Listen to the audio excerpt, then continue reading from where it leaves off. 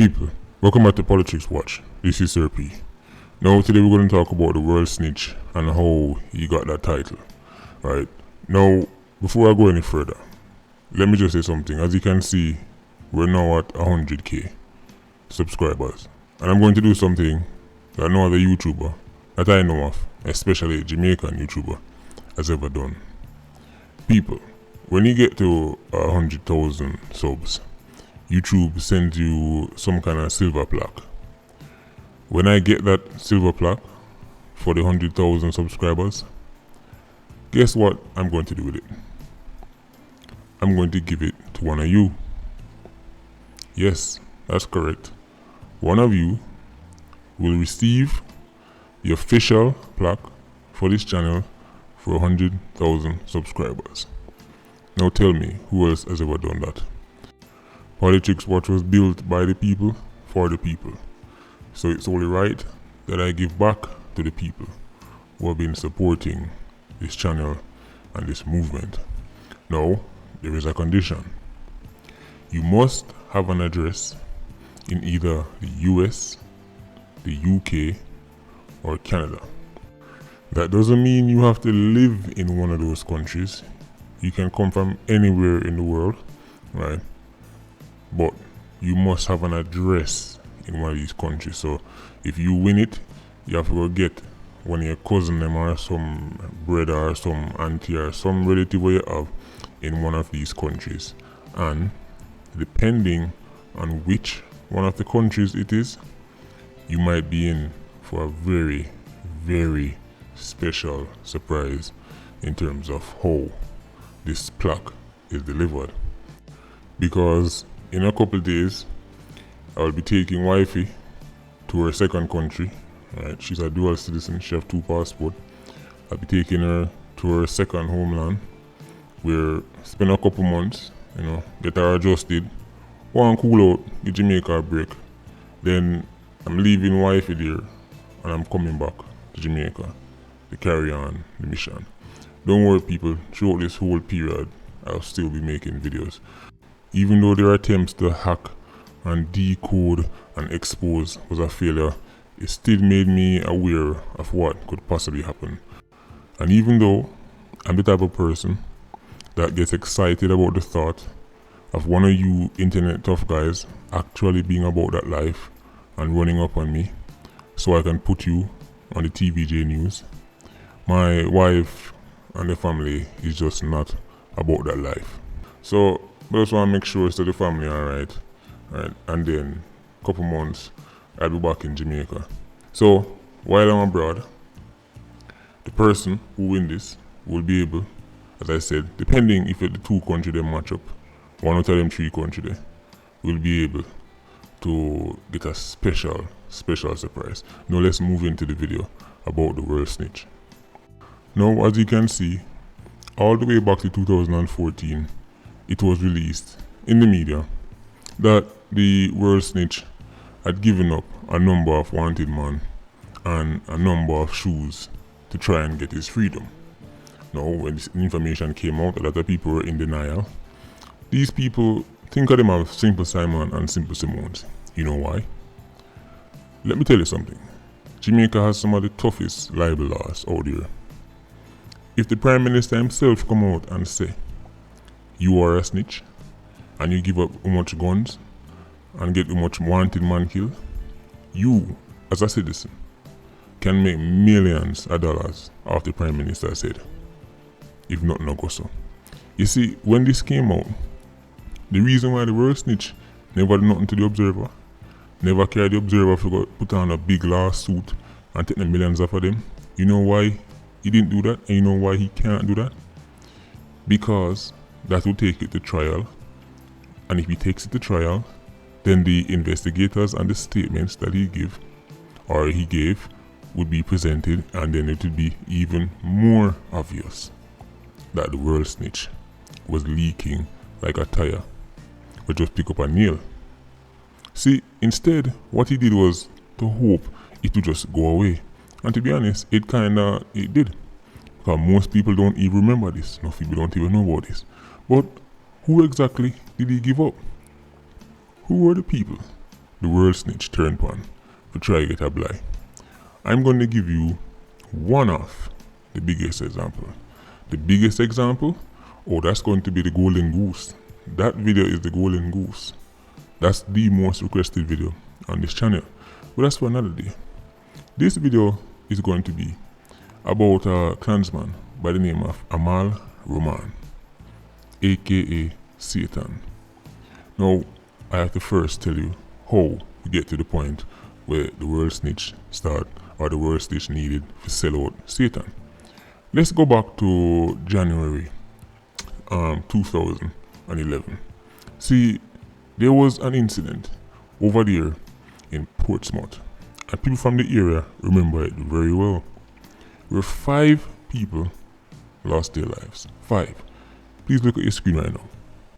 See, in his attempt to become some kind of big don over there in Portmore, he got some resistance. I already told you, one of the main people who I give him problem was a brother by the name of Mikey Pelper. Pelper was in charge of a crew named the Lynch Mob, right? And him and the world snitch constantly had problems, and the world snitch would always bring in him links to them clans to help fight against Pelper, right? But there was somebody else who was in the world snitch way. That was a man by the name of Pazza. Now, Pazza is one of them foundation long time Klansman there, right? Top man in the clans, right? Pazza come from the era where you have Pazza and you have Fox and them man there, right? Now, Pazza was also against the world snitch becoming any kind of don, right? They had problems, right? There was tension inside the camp. See, too much bull can't reel in a one pen. But, as usual, the world snitch, not being able to handle his own problems, called upon the same set of people when he called upon anytime his back is against the wall. And of course, that is the brutal Klansman gang. See, the world snitch, in his attempt to get out Pazza, went to a senior member in a clans by the name of Jermaine Morrison, aka Speedy, aka Fast Car. See, when he went to Speedy, he basically get Speedy to carry out an unsanctioned hit. Meaning, the man them just take it up on themselves, right? Because Speedy had talk in our clans, right? Some man in our clans, and just about them have talk, them can just get up 3-4 man and go up on the ops. But you see, this ops was different. This wasn't just a regular government, this was Pazza we are talking about, a senior Klansman, right? Now, Speedy, aka Fast Car, carried a couple of youths with him to go on these ops. Some of these youths were Jamaica's worst nightmare. One of those individuals was Amal Roman, aka Satan. Another one was Joel Jennings, aka JJ Nakis, aka J-Bad, 2Bad, aka Iron Man, him have a bag of name. Now that youth right there, Joel Jennings, he's so dangerous that, to be honest, I think he deserved his own video. Jamaica needs to see and hear about this youth, because he is the textbook example of what happens when youths go astray, right? Now, Joel Jennings, Amal Roman, went down there with Speedy and some others, Dan Topping, that's probably the only name the police and the first pick up on, Dan Topping, right? Go down there. And they were only supposed to go for Pazza. They were only supposed to take out one man. But the lunatics that went down there, especially JJ and Satan, couldn't help themselves. Instead of killing one man, they end up take out 5. This was a disaster. This was a disaster for Klansman, Tesha Miller, and the world snitch. See, remember, it was the world snitch beef. Speedy was sorting out the world snitch issue. He was getting rid of the world snitch's enemy. But I said it was an unsanctioned hit. Especially when the 5 people get take out, 4 people have nothing to do with it. Guess who for head that fall pan? Tesha Miller. because naturally he might have done. But Speedy never get full permission to carry out this act. So right away, seeing that Tesha Miller was under pressure, it ended up put Speedy and the world snitch under pressure from Tesha Miller. Now Speedy was already in some problem because him they juke down a man who was paying extortion to Tesha Miller. I think the man was some kind of jeweler or something like that, and he was paying extortion to Tesha Miller, and Tesha and Speedy juke down the man, which obviously if somebody pay extortion, they're supposed to be protected. Again, Speedy carried out another unsanctioned hit. But this right here, so, was the final straw. You see, the incident happened on January 21st. And by January 24th, Speedy was dead. Do you know who went back and killed Speedy? The same JJ Nakis. See, because Speedy was a big man in our clans, and anybody can go for him. So Tesha Miller did his usual call round, yo, you go for him. Well, that's how Tesha do him thing, right? He normally make a top killer go for a top killer, right? And for the man then did I try buck shuffle and I try come up with excuse not to go for Speedy. But JJ Nakis was not like that. This youth was very hot-headed. He enjoyed violence. He seemed to have a lust, right, for conflict. Right, he had no sense of rationale and reason. Him just want to hear the ups are going and him gone upon it. But it got even worse. Because you see, the day when Speedy lost his life, his girlfriend, Peter Gay Bunda, right? She was there when his body was laying on the ground. And she la ball and say she know who killed Speedy. And it now go so. And if them things are so it a go, then this a go happen and it a go happen. Well, guess what? She said that publicly. People hear and go back to tell JJ Nakis. What did he do?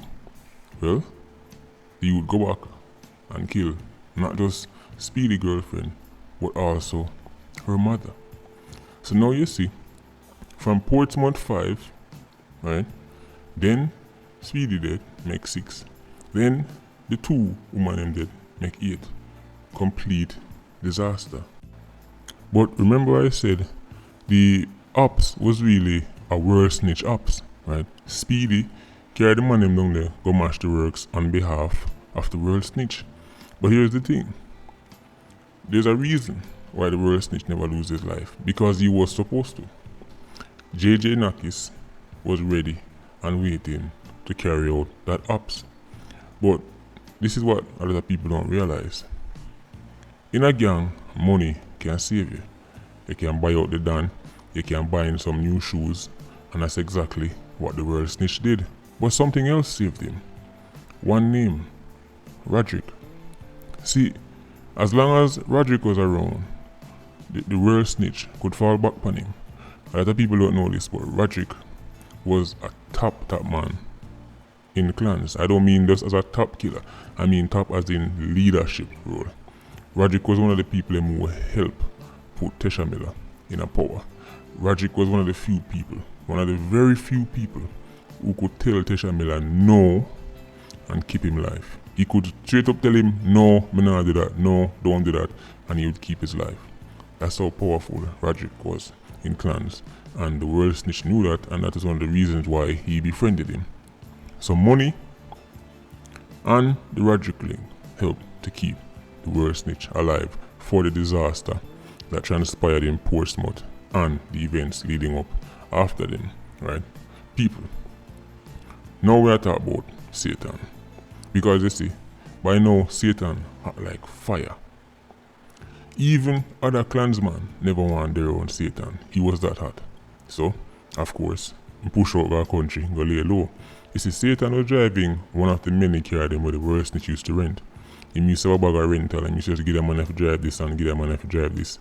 Satan had one of them. The world snitch not only had his number, but he had Satan's address as to where he did a hideout. Now, by now, the investigators had realized that the whole Portsmouth hit was really a targeted hit for Pazza alone, right? But because the man them so brutal, them just smash up everybody them see. So now the world snitch was under pressure. The police, investigators, make him know, so listen, we've tied you to this and we've tied you to that. Now remember, this is the brother who have song I talk about people are informer and who have 119 on speed dial, and him have all kind of song at these people who work with police. See, that's what he was saying when everything was good. But when his back ended up against the wall, people, this is what the word snitch started to sound like in front of the police investigators.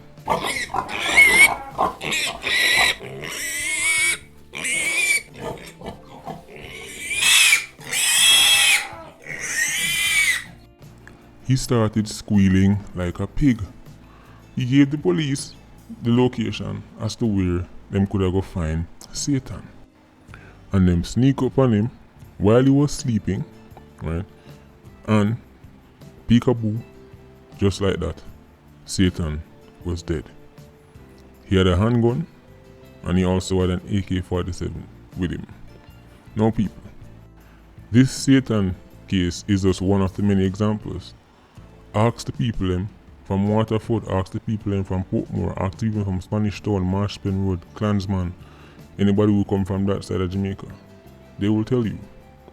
Enough youth, the world snitch, give up the information to take pressure off of himself. And he's a perfect example of why the youths them need to stay away from badness, because the 87 octane is treated like cannon fodder, right? People use them and then refuse them.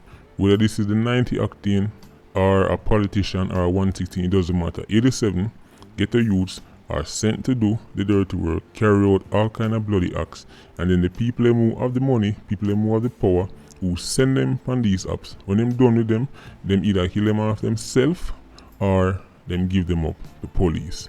This happens time and time again.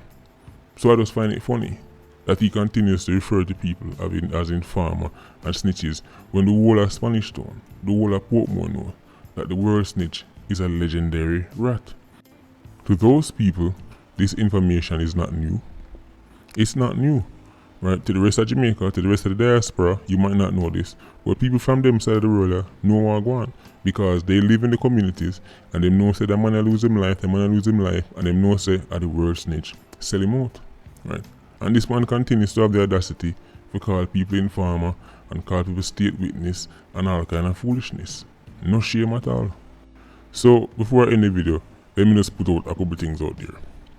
One, I promised you the Quack Quack video, the Roderick and the Quack Quack video. I told you I was going to tell you in this one when it's coming.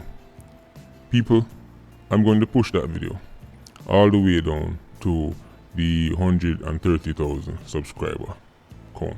When the channel gets to 130,000 subscribers, that's when I'll do that video, because I want to give myself a cushion. I don't want to just keep doing worst snitch videos. There's other topics I want to cover. I don't want to get lost in one thing, right? I'm moving on to other things. As a matter of fact, tomorrow I'm addressing the Raijin King case, right? So people, 130,000 before that video come out.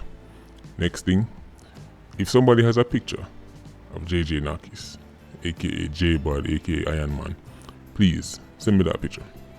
That's the one thing I'm waiting on to do a video on Joel Jennings. I think Jamaican if understand that this youth is a textbook example of how things can go really, really wrong for your youth. All the boxes that you could tick, all the wrong boxes that you could tick, JJ Nakis tick them. So if somebody have that picture, please send it to me. Patreon squad, big up on yourself. Please like, comment, and share the video. Bless.